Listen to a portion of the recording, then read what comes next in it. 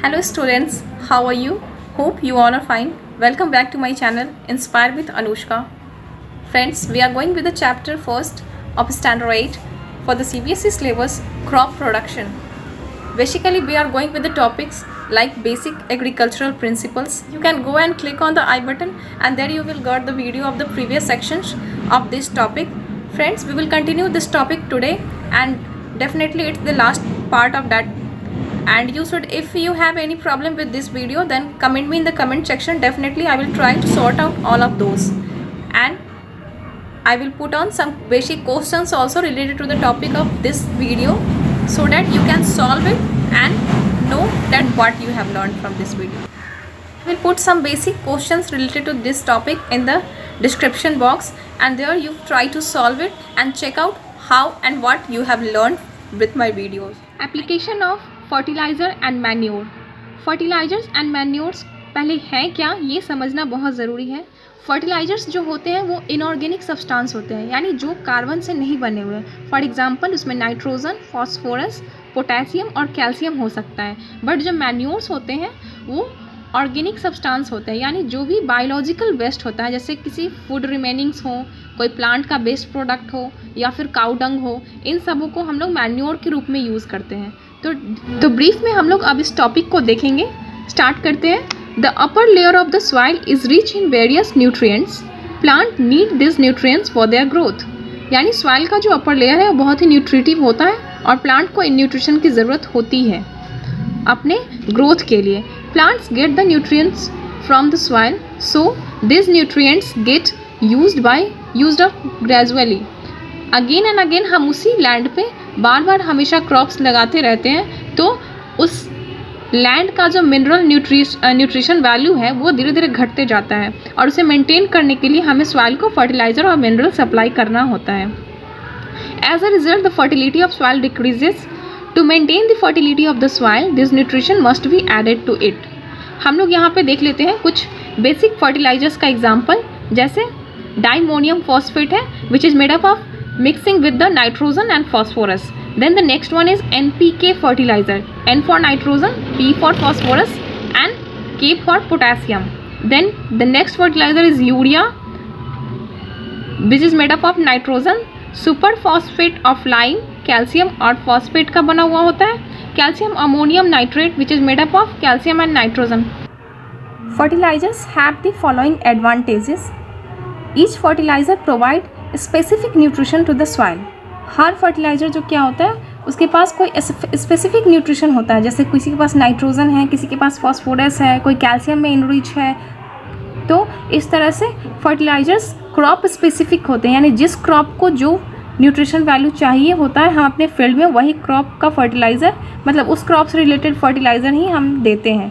Fertilisers are concentrated source of soil nutrition. यानी इसमें जब हम लोग क्रॉप्स को कोई न्यूट्रिशन दे रहे हैं फिर उसे टाइम नहीं लगता अपनी न्यूट्रिशन वैल्यू को रिकवर करने में. वो कंसिस्टेंटली एकदम कंसनट्रेटेड सोर्स होता है, directly it can reach to the soil. Fertilisers can be easily stored and handle. Fertilisers को बहुत ही ईजिली स्टोर किया जा सकता है और इसे हम लोग मतलब ईजिली स्प्रेड भी कर सकते हैं अपने फील्ड को. Fertilisers are soluble in water and are easily absorbed by the plants. जब भी हम अपने खेतों में फर्टिलाइज़र या फिर मैन्योर देते हैं उसके डायरेक्टली तुरंत बाद हमें उसे इरिगेट करना होगा, बिकॉज वाटर ही वो पार्ट है जो खुद के साथ न्यूट्रिशन को एब्जॉर्ब करके रखता है और वाटर को फिर सॉइल एब्जॉर्ब करके रखता है. यानी इनडायरेक्टली जो न्यूट्रिशन है वाटर के थ्रू सॉइल में चला जाता है. फिर हम लोग फर्टिलाइजर्स को किस प्रोसेस के थ्रू सॉइल को देंगे, इसमें दो प्रोसेस है. फिर से ब्रॉडकास्टिंग, प्रीवियसली भी हमने देखा है. ब्रॉडकास्टिंग का मतलब होता है स्प्रेड करना किसी चीज़ को हैंड के थ्रू ओपनली गार्डन में, ऐसे ही. Then the second is through irrigation channel, यानी जिस तरह से हम लोग किसी खेत में पानी दे रहे हैं उसी चैनल के थ्रू हम किसी में फर्टिलाइजर्स भी फ्लो करके दे सकें. डिफरेंस देखिए आप लोग मैन्योर और फर्टिलाइज़र के बीच में. तो फर्टिलाइज़र क्या है, इनऑर्गेनिक सब्सटेंस है, हमने पहले भी देखा. मैन्योर्स क्या है, मैन्योर्स में लिखा हुआ है कि ये इनऑर्गेनिक और ऑर्गेनिक दोनों हो सकते हैं, बट बेसिकली ये हमेशा ऑर्गेनिक होते हैं. A fertiliser provide a specific nutrition to the soil. ये किसी एक खास न्यूट्रिशन को ही कैरी कर सकते हैं, जैसे आइदर नाइट्रोजन फॉस्फोरस का कॉम्बिनेशन हो या फिर डायरेक्टली यूरिया हो, कैल्शियम हो. लेकिन जहाँ मैन्योर है वो मैन्योर प्रोवाइड करता है more than 1 nutrition to the soil. इसमें पता नहीं होता है कि हम कौन सा बेसिक न्यूट्रिशन वैल्यू दे रहे हैं। सॉइल के लिए जो भी ओवरऑल जो ज़रूरी है वो सब मैन्योर के थ्रू एक ही बार में दे दिया जाता है। और fertilisers has a high concentration of soil nutrient.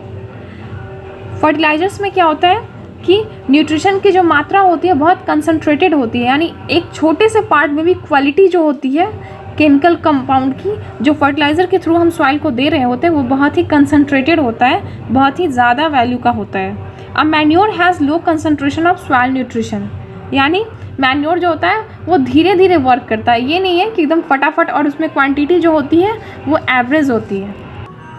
Number 6 agricultural principle is weeding. Weeds क्या होते हैं? वीड्स अनयूजुअल या फिर अनडिज़ायरेबल प्लांट्स होते हैं जो हम लोग जो प्लांट अपने क्रॉप या फिर फील्ड में ग्रो कर रहे होते हैं उसके साथ वो भी ग्रो होते हैं। तो यहाँ पे लिखा हुआ है weeds are the undesirable plants which grow along with the main crops. जब भी आपसे वीड का डेफिनेशन पूछा जाए, मे बी शॉर्ट क्वेश्चंस में ये क्वेश्चन आपसे आस्क कर सकते हैं एग्जाम में, तो आपको ये डेफिनेशन लिखना होगा और फिर एग्जाम्पल्स देने होंगे। एग्जाम्पल में इसका आ रहा है एमेरेंथस, वाइल्ड ओट्स या फिर chenopodium are some common weeds found in the rice and wheat fields. The process of removing of weed from the crop field is known as weeding. Here the definition of topic came that the process of removing weeds from a crop field is called weeding. Weeding से हमें क्या क्या, weeding के method क्या क्या है ये हम वन बाई वन करके देख लेते हैं। फर्स्टली है बाय रिमूविंग वीड्स मैनुअली, यानी खुद इंसानों के थ्रू लेबर देकर हम अगर किसी क्रॉप फील्ड से हम वीड्स को रिमूव करते हैं हाथों के थ्रू। मैनुअली का मतलब है किसी आदमी के द्वारा हम कर रहे हैं इसे directly without use of any machine. Second है by removing weeds using the trowel यानी खुरपास और अ हॉरो या फिर a big comb like implements. यहाँ पे दिया हुआ एग्जाम्पल आप लोग डायग्राम देखकर समझ सकते हैं। आप लोग सभी ने देखा होगा, आप लोग के घरों में भी होता होगा या फिर आपने खेत में जब भी खेती होते हुए देखा होगा तो इन इंस्ट्रूमेंट्स को आप लोगों ने ज़रूर देखा होगा। थर्ड है by spreading weedicides over the crop. जैसे पेस्टिसाइड्स, फर्टिलाइजर्स और मिनरल्स आते हैं उसी तरह हम लोग फील्ड में वीडिसाइड्स भी यूज़ करते हैं क्रॉप्स में। The chemical substance which destroy or kills the weeds but do not harm the crops are called the weedicides. Weedicides क्या होते हैं? तो वैसे केमिकल्स होते हैं जो कि प्लांट्स को हार्म नहीं करते, यानी जो क्रॉप हम लगाए हैं उसे हार्म नहीं करते हैं, बल्कि उसके अलावा जो अनडिज़ायरेबल प्लांट्स क्रॉप के साथ कंटिन्यूअसली ग्रो कर रहे हैं उन्हें वो रोकता है। The next topic is number 7 protection of crops. Crops are to be protected from the stray animals, birds and pests. Protection from stray animals. Stray animal से हम कैसे अपने क्रॉप को प्रोटेक्ट कर सकते हैं, इस डायग्राम को आप देख लीजिए। हम लोग अपने क्रॉप फील्ड्स को प्रोटेक्ट करने के लिए एनिमल्स से उस पर हम लोग बाउंड्री पहले डालते हैं। अपने क्रॉप, अपने एरिया को, जैसे हम बाउंड्री वाल अपने घरों को सेफ़ रखने के लिए कर रहे होते हैं ना, वैसे ही अपने क्रॉप फील्ड्स को भी सेफ़ करने के लिए हम लोग फेंसिंग करते हैं। उसका क्रॉप फील्ड को घेराबंदी कहते हैं उसको। दूसरा है protection from the birds. Birds से बचाने के लिए हम लोग ये डायग्राम देख लेते हैं। इस तरह का स्ट्रक्चर आप लोगों ने खेतों में बहुत देखा होगा।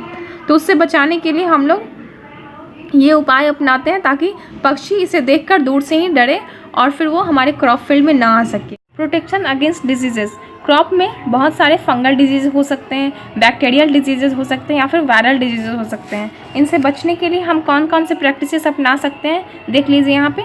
Bye sowing disease resistance variety of seeds. ऐसी सीड्स को लाएंगे जो कि आजकल साइंटिफिकली तैयार किए जाते हैं, जो लोग खुद में ही उनके पास इम्यूनिटी स्ट्रांग होती है और रेसिस्टेंसी होती है डिजीज़ों से लड़ने की।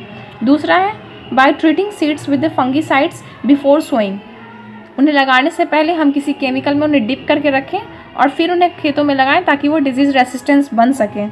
बाय स्प्रेइंग इंसेक्टिसाइड्स, पेस्टिसाइड्स और fungicides on the plants with the help of sprayer. Sprayer की मदद से देख लीजिए खेतों में ऐसे हम लोग मशीन के थ्रू स्प्रे करें फसल के ऊपर फंगीसाइड्स, वीडिसाइड्स और पेस्टिसाइड्स। तो ये सारे प्रोसेसेस हमें अपने प्लांट को डिजीज़ फ्री रखने के लिए, प्रोटेक्ट करने के लिए बहुत ही नेसेसरी है। हम लोग को पेस्टिसाइड्स यूज़ करने से पहले कुछ प्रिकॉशंस लेने चाहिए, जैसे कि देख लेते हैं। While handling any pesticides keep your nose and mouth covered. हमें अपने नाक और मतलब हाथों को और नोज़ को और माउथ को कवर करके रखना चाहिए, because it is in the gaseous form. ये स्प्रे होकर हमारे फेस पे भी आ सकते हैं और it can harm our health also.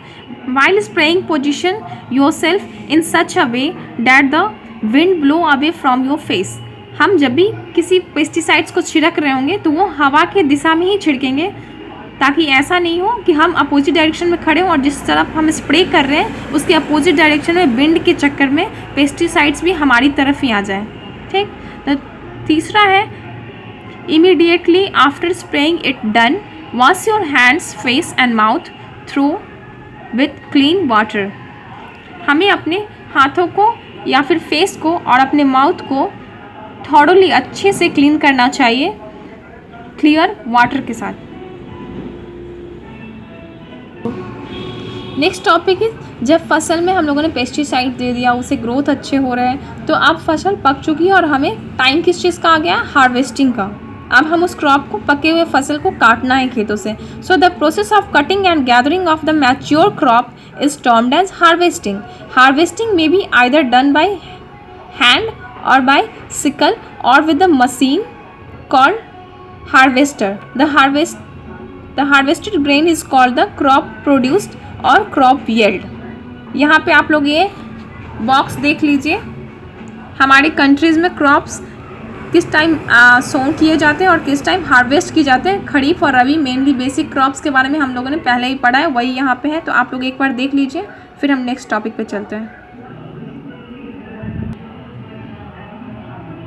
Storage of food grains. Crop are seasonal. Crops जो होते हैं वो सीजनल होते हैं, यानी साल भर हमको फिर उसी क्रॉप को चलाना है। तो फिर हम अगर अपने खेतों में बस 6 महीने तक के लिए वो फसल साल में एक बार ही उग रहा है, फिर भी हमें उसे साल भर चलाना है। और सिर्फ एक फैमिली की बात नहीं है, हमें अपने पूरे कंट्री को फीड करना है, या फिर वर्ल्ड वाइड हम लोग इंपोर्ट और एक्सपोर्ट भी करते हैं फूड ग्रेन्स को। तो इसके लिए हमें उनका स्टोरेज का जो तरीका है उसे सही तरीके से करना होगा, ताकि हम पके हुए फसल को कैसे लॉन्ग टाइम तक स्टोर करके रख सकें। तो to provide food grains throughout the year and at every price in the country, these are kept in the storage. और स्टोरेज से एक चीज़ ये भी होता है कि कभी भी वो स्टॉक घटता नहीं है और मैनेजमेंट सही होती है, जिसके कारण कि उसका प्राइस हमेशा लो रहता है। हार्वेस्टेड फूड ग्रेन्स कंटेन्स मोर मॉइस्चर। जब फसल हम खेत से काट रहे होते हैं उस समय वो फसल पकने के क्रम में या तो पक चुका होता है या फिर पकने के प्रोसेस में होता है। फिर उसमें मॉइस्चर लेवल जो होता है, नमी जो होती है बहुत ज़्यादा होता है। इसलिए आप लोगों ने अपने घरों में देखा भी होगा, मतलब तैयार फसल को सबसे पहले धूप में उसे सुखाया जाता है। तो क्यों करते हैं ये? मॉइस्चर को निकालने के लिए करते हैं। Moisture promotes the growth of fungal and malls on the grains. अगर हम लोग धूप में नहीं सुखाएंगे तो हमारी फसल खराब हो जाएगी। Therefore, during storage, food grain should be protected from the moisture. Rodents जैसे कि rats, चूहे हो गए जो भी अनाज खाते हैं वैसे animals, या फिर insects। तो before the food grains are stored, they are dried into the sun to remove the excess moisture. The dried food grains are then stored in the suitable storage. On the domestic level, food grains are stored in the small containers made up of metal or mud or clay. पहले mud और clay का हुआ करता था, अब metals के containers होते हैं बड़े बड़े, वहाँ पे हम लोग अपने घरों में भी आपने देखा वहाँ फूड ग्रेन्स को स्टोर किया जाता है। On commercial scale, food grains are such as wheat, rice, gram etcetera are stored either in the gunny bags, हम लोग बोरियों में भर के रखते हैं, और in the grain silos. Grain silos देख लीजिए, एक ऐसी मेटेलिक बनी हुई, इंडस्ट्रियल एरियाज़ में आप लोगों ने देखा होगा ऐसे ऐसे मेटल्स के बहुत सारे डब्बे होते हैं। इन हर डब्बों में क्या होता है, फूड ग्रेन्स स्टोर्ड होते हैं। The gunny bags filled with the food grains are stocked in the large godowns. और जो हम लोग बोरों में भर रहे हैं, देखिए यहाँ पे, इसको हम लोग लार्ज गोडाउंस में स्टोर करके रखते हैं, इसे गनी बैग्स को 60 to 70 centimetres away from the walls. इन्हें हम लोग को दीवार से भी दूर रखना है और एक वुडन प्लेटफॉर्म पर रखते हैं ताकि हमें उसे ग्राउंड से भी थोड़े सर्टेन ऊपर लेवल पे रखना पड़े। when the quantity of food grains to be stored is very large, then it is stored in the grain silso. Grain silso are specially designed tall cylindrical storage structure. These also can be stored different stocks of food grains at different level. The required food grain can be taken out from the opening provided in these cells. So food grains को store करने का सबसे अच्छा जो एक तरीका government ने सोचा है वो है बफर स्टॉक के थ्रू। तो buffer stock of food grains का बफर स्टॉक यानी बहुत लार्ज मात्रा में हम लोग उसे रख सकें। रखने का मतलब ये नहीं है कि हमें उसे साल भर चलाना है। साल भर चलाने के लिए हम लोग गोडाउन्स में, सेल्सों में हम लोगों ने स्टोरेज देखा पीछे भी, लेकिन अब ये है कि किसी सीज़न होता है ऐसे कि हमारी जो खेती है, एग्रीकल्चर जो हमारा है वो मेनली रेन पे या फिर मानसून पे या फिर वेदर्स पे डिपेंडेंट होता है। तो मे बी कि किसी साल अच्छे वेदर हो, किसी साल अच्छे नहीं हो। तो इस तरह के फूड शॉर्टेज से निपटने के लिए गवर्नमेंट ने बफर स्टॉक का प्लान किया।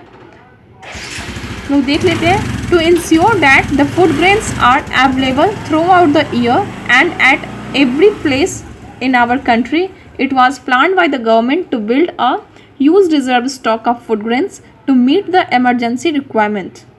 The huge reserve stocks of food grains built by the government by purchasing food grains from the farmers is called the buffer stock. तो बफर स्टॉक क्या है? गवर्नमेंट के द्वारा फार्मर से एक लिमिटेड प्राइस में खरीद के रखा हुआ जाने वाला अनाज है, जिससे कि मार्केट में जब भी उस अनाज का शॉर्टेज होता है गवर्नमेंट ईजिली उसे मतलब एक्सपोज करती है कस्टमर्स के सामने इजी प्राइस पे, ये नहीं कि प्राइस को बढ़ा के। So buffer stock helps to maintain price line of the food grains in the open market. जब भी आपसे बफर स्टॉक का एडवांटेज पूछा जाए तो आप ये लिख सकते हैं कि ये प्राइस लाइन को मेंटेन करने में और फूड ग्रेन की क्वांटिटी या फिर क्वालिटी को मेंटेन रखने में बफर स्टॉक बहुत हेल्पफुल है। तो ये गवर्नमेंट का एक बहुत ही अच्छा प्लान है। दूसरा है कोल्ड स्टोरेज का। कोल्ड स्टोरेज में क्या होता है, हर जो फूड का है, हर फूड ग्रेन्स जो है या फिर कोई भी वेजिटेबल है, कोई भी फ्रूट्स है, उसका एक लिमिटेड लाइफ टाइम होता है। लाइफ टाइम कैसे डिपेंड करता है, किस चीज़ पे डिपेंड कर रहा है? तो हो सकता है कोई फूड ग्रेन किसी खास वेदर में आ रहा हो या फिर कोई किसी खास सीज़न का हो, तो उसकी टेम्परेचर मेंटेन करते हैं। कोई गर्मी के टाइम का है, कोई ठंड के टाइम का है, तो इस टेम्परेचर को मेंटेन करने के लिए हम लोग कोल्ड स्टोरेज का उपयोग करते हैं, जिसे हम इस प्रोसेस में क्या करते हैं, हम किसी फूड ग्रेन को या फिर किसी भी फूड की चीज़ों को, जैसे वेजिटेबल्स या फ्रूट्स हैं, उन्हें लो टेम्परेचर पर रखते हैं। देख लेते हैं हम लोग इनमें क्या क्या होता है। तो लो टेम्परेचर क्या फैसिलिटीज़ हमें देती है ये देख लेते हैं। Low temperature slows down the growth of bacteria, yeast and moulds and inhibits the action of enzyme present in the food materials. Food materials के अंदर जो एंजाइम्स हैं उसे प्रोसेस करने से उसे मतलब अपना काम, अपनी एक्टिविटी परफॉर्म करने से रोकता है, ताकि वो फूड को पॉइजन होने से बचा सके, यानी फूड को रॉटन या फिर सड़ने से बचा सकें। Low temperature helps the food maintain to retain their nutritive value, और टाइम के साथ वो अपना न्यूट्रिशन का वैल्यू भी खो सकते हैं। तो इसलिए लो टेम्परेचर पर रखने से क्या होता है, फूड की न्यूट्रिशन वैल्यू खोती नहीं है और वो मेंटेन रहती है। एट होम हम लोग घर पे भी ये रेफ्रिजरेटर में या फिर आइस क्यूब्स के बीच में वेजिटेबल्स को, फ्रूट्स को, या फिर कभी कभी हम लोग फिशेस भी लाते हैं, तो ऐसी चीज़ों को हम लोग रेफ्रिजरेटर में रखते हैं, ताकि लो टेम्परेचर क्या होगा, उस फूड को ख़राब होने से बचा लेगा। On commercial scale the perishable food materials are stored in either deep freezer or cold storage. A deep freezer is a room-like cabinet maintained at low temperature by using the principle of refrigerator. और जितना छोटा process जो refrigerator के अंदर होता है, बड़े बड़े जगहों पे जहाँ पे लार्ज क्वांटिटी में हमें स्टोर करना होता है किसी भी खाद्य पदार्थ को, तो हम लोग एक बड़े से रूम के जैसा ही डीप फ्रीज़र बना के रखते हैं, उसमें स्टोर करते हैं। Cold storage is a godown like large enclosed maintained at a low temperature by large refrigerator machines. Thank you friends. यहाँ पे टॉपिक ख़त्म होती है आज की, और कल हम लोग नेक्स्ट टॉपिक देख लेंगे, या तो नाइट्रोजन साइकिल या फिर नाइट्रोजन फिक्सेशन। तो स्टूडेंट्स, इन सारे टॉपिक से रिलेटेड जो भी आज हमने क्लास में देखा है, इससे रिलेटेड कुछ क्वेश्चंस मैं डिस्क्रिप्शन बॉक्स में जा रही हूँ लिखने, ताकि आप लोग भी इस क्वेश्चंस को सॉल्व करें और देखें कि आपने आज के चैप्टर से क्या सीखा और कितना सीखा। Thanks for watching.